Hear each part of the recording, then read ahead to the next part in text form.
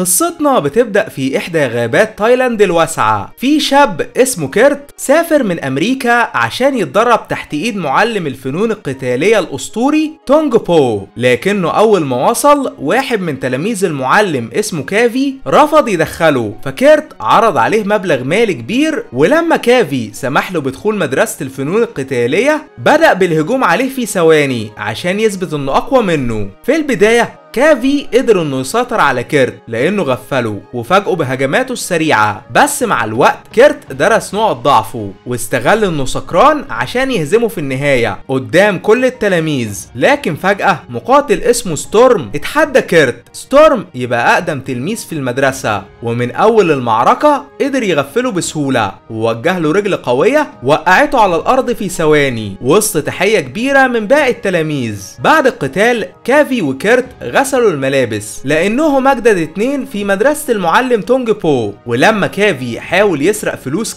كيرت سمح له ياخدها لانه محتاجها، والاتنين اصبحوا اصدقاء. بالليل كل التلاميذ اجتمعوا في الساحة ومساعد المعلم تونج بو قدموا ليهم بحماسة شديدة. أول ما المعلم تونج حضر استخدم تقنية قتال سرية عشان يدمر عمود أسمنتي صلب باستخدام إيديه وبس، فالجميع حسوا بالانبهار. ولما المساعد سألهم مين هيتحدى المعلم تونج مفيش أي حد قدر يواجهه. بعد كده التلاميذ بدأوا في التدريب مع بعض عشان يثبتوا قوتهم للمعلم. بالليل لما الكل ناموا كيرت صحي فجأة وأخد مسدسه معاه. بعد كده راح لغرفة المعلم تونج عشان يخلص عليه، وهنا بنعرف إن تونج بو اتحدى إيريك أخو كيرت في قتال وأنهى حياته بدون رحمة، عشان كده كيرت كان عايز ينتقم منه، بس تونج غفله وخطف منه المسدس بسرعة البرق. وهنا بترجع بينا الأحداث 3 شهور لما كيرت وأخوه إيريك كانوا بيتدربوا مع بعض في نادي تعليم الملاكمة الخاص بيهم. لكن فجأة مارسيا ظهرت. مارسيا تبقى منظمة قتالات غير قانونية، وعرضت على إيريك يتحدى محترف مواي تاي اسمه تونج بو مقابل 200,000 دولار، فإيريك وافق على طلبها. ومع إن أخوه كيرت نصحه ما يقبلش القتال لأن مفيش أي قوانين، إلا إن إيريك رفض يسمع كلامه. وبعد أيام بسيطة كيرت وصلته دعوة من أخوه عشان يحضر القتال في تايلاند، فانطلق من أجل تشجيعه. لكنه أول ما وصل اتفاجئ إن إيريك بيقاتل تونج بو في حلبة غير قانونية موجودة تحت الأرض، ده غير إنه نزل فيه طحن بدون رحمة. ومع إن تونج بو كان مسيطر على المباراة إلا إنه كسر رقبة إيريك وأنهى حياته بدم بارد. للأسف البوليس حضر متأخر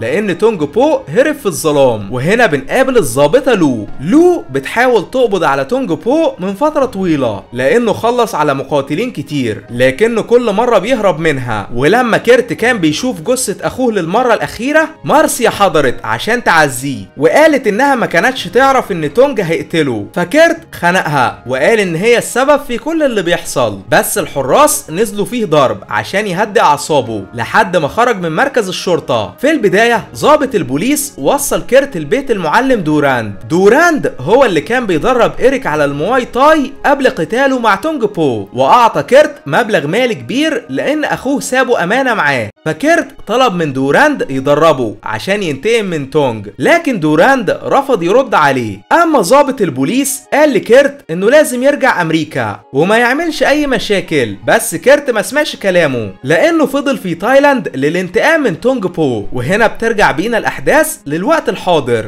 كيرت فاق من الغيبوبه بعد ما تونج بو خطف منه المسدس واتفاجئ لانه ما خلصش عليه، ده غير ان البوليس حضر واخدوه لان تونج بلغ عليه بسبب محاولة قتله. حتى الضابطة لو قالت له انهم ما يقدروش يقبضوا على تونج لان مفيش اي ادلة ضده. وقبل ما تكمل كلامها في مجموعة من المجرمين عملوا كمين باستخدام الفيلة وخطفوها، فكيرت بدأ في قتالهم بدون تردد عشان ينقذها. من أول المعركة كيرت استخدم مهاراته المتميزة بالفنون القتالية المختلطة وقدر إنه يتصدى لكل المجرمين بسهولة لأنه يعرف أساليب قتال كتيرة ملهاش حصر، لحد ما وصل للو بالنهاية وحررها من الخطف. فلو شكرته على مساعدتها وأخدته لبيت المعلم دوراند. في البداية كيرت اتفاجئ لأن دوراند يبقى والد الضابطة لو. بعد كده طلب منه يدربه على فن المواي تاي عشان يقدر يتحدى تونج بو وينتقم لاخوه، بس المعلم دوراند رفض فكيرت بدأ القتال معاه. وهنا بتظهر قوة المعلم الخرافية بالمواي تاي، لانه مسك كيرت مسح بيه الارض بسهولة تامة واتغلب عليه في ثواني، لكنه احترم عزيمته واصراره، عشان كده قبل يدربه في النهاية. بالليل المعلم دوراند امر اتباعه يربطوا كيرت وهو نايم، بعد كده ضربه بشدة في قصبة رجله عشان يقوي اعصابه ويجهزه للتدريبات. ده غير انه اعطاه تمارين شاقة طول الليل والنهار، وكان رافض انه يخليه يستريح لان تونج بو عديم الرحمة، وكيرت لازم يبقى على اشد الاستعداد لمواجهته. ومع ان التمارين كانت مدمرة الا ان كيرت رفض الاستسلام لحد ما قدر انه يثبت نفسه للمعلم دوراند في تحدي ما بينهم، وقال انه جاهز لقتال تونج بو. فالمعلم اخده لنادي ليلي عشان يختبر قوته، ونظم له ماتش ضد محترف فنون قتالية محلي. في البداية كيرت اتصدم من قوة خصمه وعرف انه لازم يتدرب اكتر عشان يوصل لمستوى تونج بو، ده غير انه اتمسك الطحن وعظمه اتكسر. بس من حسن الحظ المعلم دوراند اتدخل وانقذه على اخر لحظة قبل ما يتعرض للاصابة. تاني يوم الصبح الظابطة لو قالت لكيرت يبعد عن تونج بو ويسيبه للبوليس يتعامل معاه، فوالدها المعلم دوراند رفض يعرفها انهم بيتمرنوا لقتاله. اما كافي تلميذ تونج بو حضر فجأة، فالمعلم طلب من كيرت يمشي عشان يتكلم معاه على انفراد. وهنا بنعرف ان كافي كان تلميذ المعلم دوراند زمان، لكنه سابه عشان يتدرب مع تونج. فالمعلم بدأ القتال معاه لانه فاكره جاسوس. من اول المعركة المعلم دوراند سيطر على كافي بسهولة لانه دربه ويعرف كل نقط ضعفه، بس مع الوقت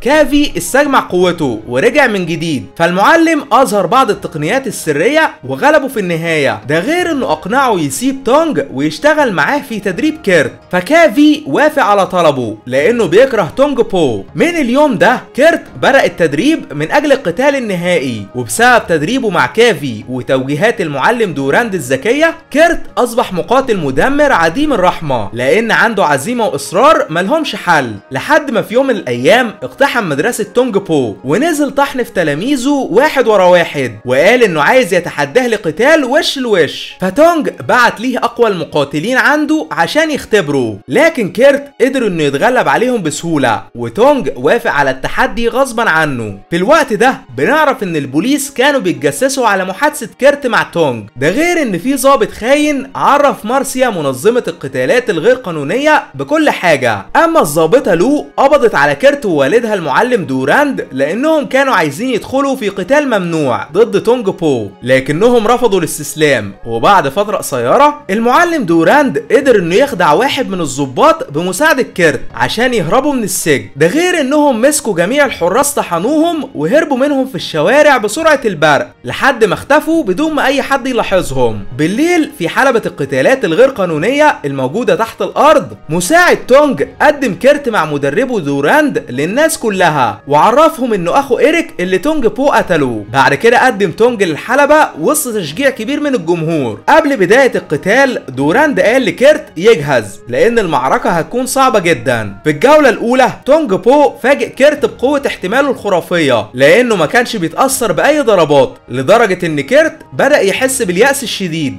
فتونج استغل الفرصة ونزل فيه طحن بدون رحمة. وهنا بنعرف ان مارسيا موجودة في الحلبة وبتعطي لتونج بو تعليمات وسط القتال، بس من حسن الحظ الجولة الاولى خلصت. فالمعلم دوراند طلب من كيرت ما يخافش من تونج لانه لو فقد تركيزه هيخسر تماما. وفي بداية الجولة الثانية مساعد تونج امر المقاتلين يوضعوا ازاز متكسر على قفازاتهم عشان يصعبوا المعركة، فالاتنين نفذوا الاوامر بدون كلام. واول ما اتقاتلوا مع بعض تونج شرح جسم كيرت بالكامل وغرقه بالدم. فكيرت حاول انه يقاوم بكل ما عنده بس بدون فايدة، لكنه قدر يتحمل الالم لحد نهاية الجولة التانية. في الوقت ده بنعرف ان الضابطة لو حضرت مع اتباعها وقدرت انها تقبض على مارسيا الغدارة بصعوبة، لكنها ما قدرتش تتدخل في المباراة لان الحلبة مقفولة بابواب حديدية. اما كيرت وتونج بو استعدوا للقتال بالسيوف حتى الموت في الجولة الثالثة والأخيرة. من البداية كيرت واجه صعوبة في مواجهة تونج بو لأنه ماهر باستخدام السيف، لكنه افتكر تعليمات دوراند وعرف انه لازم يكسب بأي ثمن عشان يرجع حق أخوه إيريك، ده غير ان صديقه كافي فضل يشجعه هو وباقي الجمهور بأعلى صوتهم. بعد كده هجم على تونج بشراسة ملهاش مثيل لحد ما السيوف وقعت من ايديهم هما الاتنين. وهنا كيرت استغل ان تونج بو تعب من القتال لان المعركة استمرت لدقايق طويلة، وقذف سيف بوشه عشان يغفله، ده غير انه بدأ يضربه في رجله بدون رحمة لحد ما اضعفه ووقعه على الارض، لكنه رفض يقتله وسابه يعيش. فتونج حاول يغدر بيه باستخدام واحد من السيوف،